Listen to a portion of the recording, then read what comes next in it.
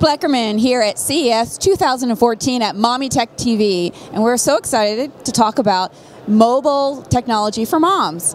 And I have a great panel here. Can you introduce yourselves, please? I'm Rebecca Levy from Kids Views. I'm at Becca Sarah on Twitter. I'm Jennifer Wagner at Connect With Your Teens through pop culture and technology at any age, and I'm at GenWag57. I'm Gloria Sin. I'm a tech journalist, freelance for several sites, including Tom's Hardware and Good Computer Shopper. My Twitter handle is Gloria_Sin. Okay, and I'm at Tech Mama. Woo. And so I think maybe we'll talk about what's the center of the universe for parents for mobile tech. I was going to say, isn't it supposed to be your children? But okay. Well, yeah. For mobile tech? For mobile tech, I guess it's a good thing. It's like, us as parents, we manage our life with mobile tech. I mean, don't you think, if without mobile tech, I couldn't make it throughout my day. I mean, I would be... Right. I have shivers, and I have a heart attack if I don't have my mobile tech with me. But you're thinking tablet, or are you thinking phone, or both? Well, maybe that's a good question. Let's start out with the mobile tech we use to manage our lives. Sure. So I have my little trusty laptop with me, and my smartphone, and I have my wireless hotspot wherever I go, and then I can always get my work done. There's no downtime, because I don't have time for downtime being a busy mom. Right. So how about you? I would say I have my hotspot, my phone, my Galaxy S4 Zoom, my tablet, and my laptop. It's ridiculous, actually.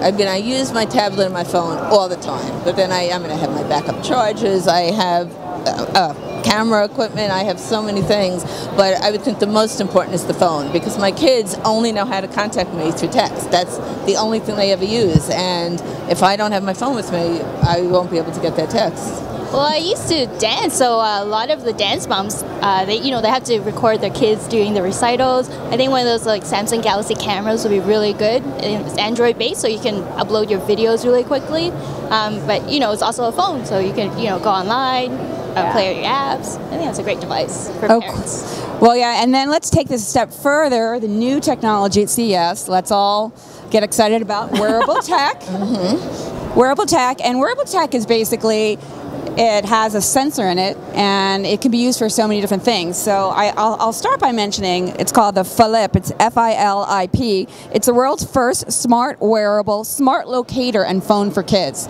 So we've always been able to kind of download these apps that locate kids, but I like the fact that this is a smart locator, because it's always good to know what's going on with your kids and where they're at. I think especially, when you're traveling and you're at a theme park, that would be an incredible thing to have, because it's really a watch. We should describe it, but to know where your kid is, but also have them have the ability to call you in an emergency, and you can limit the amount of phone numbers. There's something really cool about that, and I think it has a cool factor for a kid, which is a problem when you see stuff aimed at kids. A lot of times it's not cool enough for the kid. They want the adult version. They don't want the stupid kid version. This doesn't look like that. This actually looks cool. Cool. Right. And also, I think that we could talk about some of the AT&T stuff that's been really great, because AT&T Digital Life has all of these solutions basically for automating your life. So you have your smartphone or your tablet. You can check on things like adjust your lights and temperature, if your door is locked, and then from a tablet PC, or monitor your house from video. So for being a parent, the AT&T Digital Life offers you the ability to monitor things remotely. So I think that's a great plus. What other things have you seen that... I've seen, actually, I went to, when I was at another conference, I went to a version of a house that had it, and it was absolutely amazing. I mean, you don't have to worry, you could see everything that's going on in your house when you're out, the lights, the temperature, everything is all set for you. I think that's amazing. And they have so many other things that, I love, actually, what they have for the car, especially, and it's not just teens and everybody are texting while they're driving, and I love the smart controls that they're putting into cars to hopefully, maybe one day, if we're lucky, people will stop doing that, and hopefully these controls will help. Well, that the AT&T actually has a Can Wait campaign, which is great to remind everyone, basically, when you're in the car, don't text and drive. And they actually have an AT&T Drive app, which basically you can turn off your phone while you're in the car to kind of help yourself make sure you're applying, that it can wait. Yeah. That would be great for teens, right? To make sure they're not texting and driving. Yeah. Right. Yeah, don't you think it's a big problem with teens? I think it's a big problem with adults. Ah. I Yeah. really do. I think it's a I problem do with also, anyone. I yes. mean, we just had a mayoral debate in New York City, and every single mayoral candidate admitted that they texted and drove at some my point. God. And I think that's in New York where nobody drives. So, I think that it's a huge problem, and I think Yes. adults are modeling that behavior all the time with kids. So everyone should just have that app. It shouldn't Definitely, be restricted I to agree. teens. Yeah, I think that's so important. I'm glad you brought that up because we don't want to think only teens do that, but we have to look at ourselves because we're role models as adults and say Right. we shouldn't be texting and driving Exactly. either. Yeah, the mom as chauffeur should not be texting. Right. And the kids see the mom do it, so they figure, Yeah. well, why shouldn't I? Yeah. So is there any other technology that you think is great for helping you be mobile? It's funny because I'm wearing my activity tracker, and this is only about 6 months old, and already you're seeing so many things that are so far past that. It's amazing that they're doing so many more things other than just telling you how many steps you walked. I can't believe some of the things I'm seeing. I think the heartbeat measure, that heart rate is a really interesting thing because I Yeah. think people don't realize how much they need to raise their heart rate when they exercise. Sometimes they think it's actually much more than they need to, Right. and that whole regulation of your heart rate, I don't know, maybe some it's too much data. Yeah. I know. Sometimes you get scared. I know. I know, but I think there's something really interesting about having your own personal data that you can see over time. It's more interesting over time than on a day-to-day basis, I think. Well, I think that's a good way to look at it. I almost look at wearable tech as your personal assistant, helping you find out. And let's just add the fact that with the Intel Edison chip, there is something called a MIMO. It's a smart, it's a onesie that has wearable tech on it for infants. It'll say, if an infant's sleeping and how the temperature.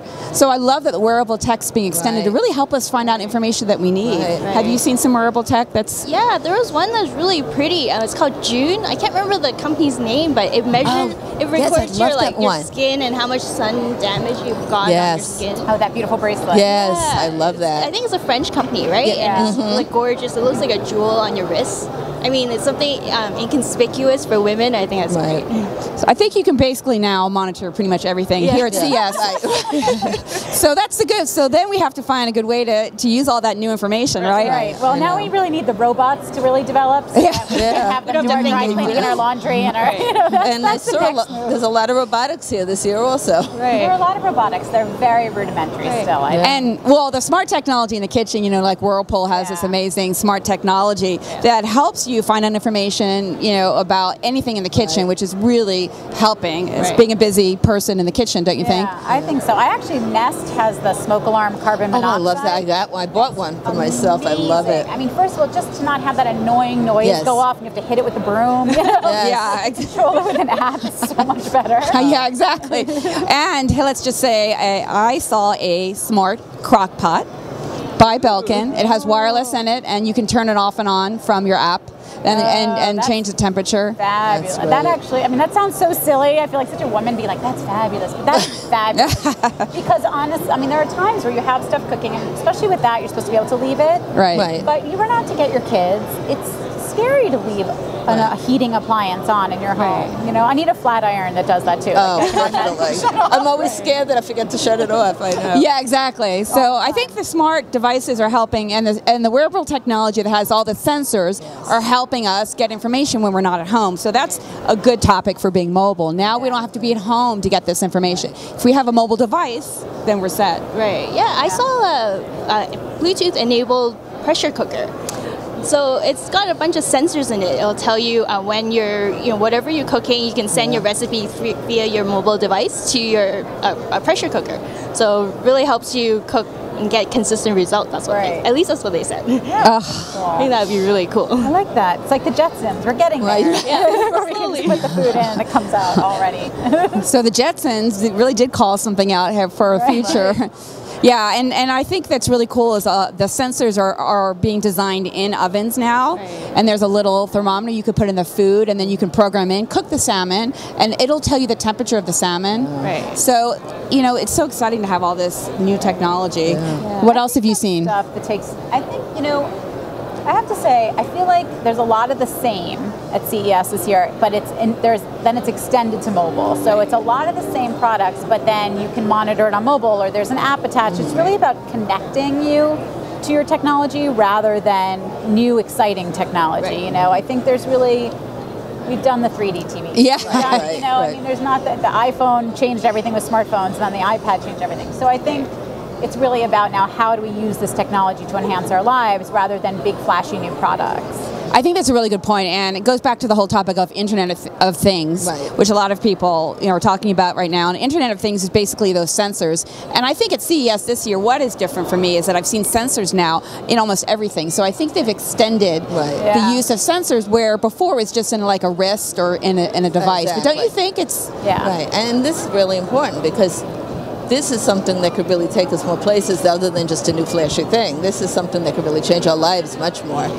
I remember seeing a Samsung fridge yesterday and had a really big screen. You can actually mirror your phone, whatever's on your phone, to the fridge, so you can make calls. You can, I don't know, watch TV. Yeah, on the fridge. So you can have like a second screen for your kitchen, basically. That's pretty cool.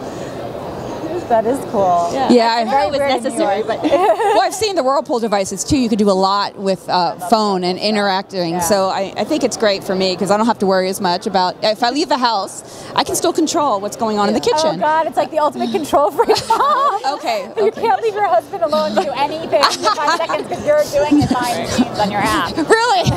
Yeah, I have to find a way to do laundry for Ralph because that's one thing he cannot do at all. Well, when will they design something that folds clothes? Come on.